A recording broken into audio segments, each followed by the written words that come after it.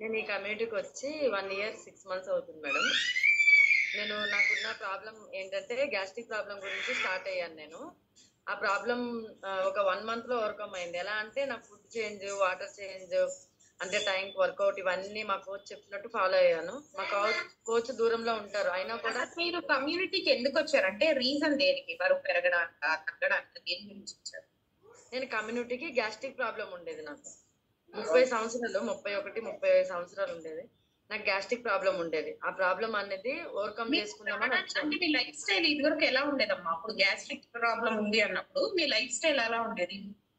ఎలా అంటే టైంకి తినేదాన్ని కాదు. బిఫోర్ అంటే 10:30కి లంచ్ తినేదాన్ని, మధ్యాహ్నం 3కి. స్నాక్స్ ఏం ఉండేది కాదు, వాటర్ కరెక్ట్ గా తీసుకునేదాన్ని కాదు, బయట ఫుడ్ బాగా తినేదాన్ని.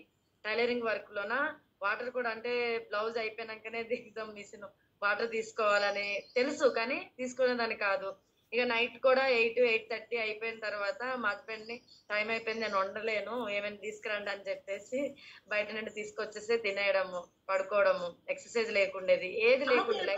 మాట అన్నారు కదా, నాకు వాటర్ తీసుకోవాలి అని తెలుసు కానీ తీసుకునే దాన్ని కాదు. ఎందుకు తీసుకునేవారు కదా వాటర్? మీకు తెలుసు అంటున్నారు కదా, తెలియదు అంటే ఫైన్, తెలుసు అంటున్నారు కదా. అంటే వాటర్ తీసుకుంటే వాష్రూమ్ కి వెళ్ళే డిసిప్లిన్స్ అవుతుంది కదా అని అట్లా మైండ్ సెట్. అంటే బ్లౌజ్ అయినా అంటే అట్లుండేది. అంటే ఇప్పుడు తెలిసింది వాటర్ తీసుకుంటే ఓకే, మన హెల్త్ ఎంత బాగుంటదా, టైంకి తింటే ఎంత బాగుంటదా, ఎక్సర్సైజ్ చేస్తే మన బాడీలో రక్తం అంటే బ్లడ్ సర్క్యులేషన్ అనేది, మన బాడీ లైట్ వెయిట్ అనేది ఇలా ఉంటదని ఈ కమ్యూనిటీకి వచ్చి కోచ్ గైడెన్స్ లో ఒక 3 మంత్స్ ఫాలో అయితే గానీ నాకు తెలియలేదు. ఈ కమ్యూనిటీ కూడా రోజు వింటుంటాం కదా, రిజల్ట్ వింటుంటే కూడా నాకు తెలుసుకున్నాను మేడం. అట్లా నాకు ఓవర్కమ్ అయింది. ఇంకోటి ఏంటంటే పుష్ప, మీకు ఎవ్వరు మార్చలేని హ్యాబిట్ మీ కోచ్, ఈ కమ్యూనిటీ మీ ఏ హ్యాబిట్ మార్చింది? లైఫ్ స్టైల్ హ్యాబిట్ ఎవరు మార్చలా. అంటే ఒకసారి మన ఇంట్లో పేరెంట్స్ చెప్పిన, పార్ట్నర్ వైఫ్ హస్బెండ్ చెప్పిన మారం కదా, అలాంటిది ఏది కమ్యూనిటీ ఏది మార్చింది? ఈ కమ్యూనిటీ చాలా మార్చింది. నిజంగా చెప్పాలంటే మా హస్బెండ్ చెప్పేవాళ్ళు ఫ్రూట్స్ తినాలి, వాటర్ తాగాలి, అయినా కూడా నేను వినేదాన్ని కాదు. అరే కోచ్ చెప్తున్నారు కదా, అరే ఇది ఇస్తున్నారు వినాలి, అంటే ఒక టీచర్ స్టూడెంట్ ఎలా వింటారో ఆ భయంతో వినేదాన్ని. వినడం వల్ల నా హెల్త్ చాలా ఓవర్కమ్ అయింది. ఇంకోటి ఏంటంటే పీసీఓడి ప్రాబ్లం ఉంది, అది కూడా ఓవర్కమ్ అవుతూ మంచిగా హెల్తీ, అంటే నేను కన్సీవ్ అయ్యాను మేడం. అసలు ఎంత పెద్ద రిజల్ట్ వస్తుందని నేను ఎక్స్పెక్ట్ చేయలేదు.